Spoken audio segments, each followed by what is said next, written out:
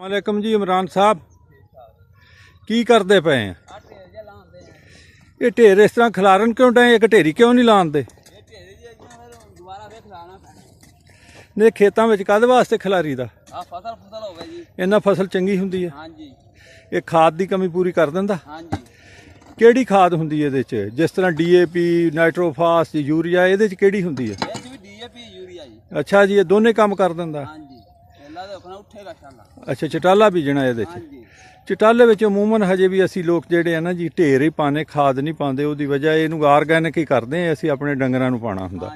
लेकिन जिहड़ियां फसलां असी आप इस्तेमाल करते हैं उन्होंने असी बहुत खादां ते जहरां पाने हैं डंगरां दा असी बहुत ख्याल करते हैं अपने दा। हाँ जी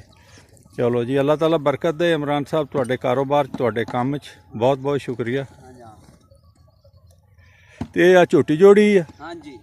ये तुसी मेरा ख्याल सारियां झोटियां तो काम लेने तू पूरी झोटी रेहड़ी अगे जोड़ लेना अब्बा तेरा एक झोटी तो झोटा काले रंग के जेडे हल अगे जोड़ लेंदे हैं ठीक हो गया ये अगां होई कि नहीं हजे नहीं हुई तां ही इनू वरतन डे। चलो ठीक है बहुत बहुत शुक्रिया जी।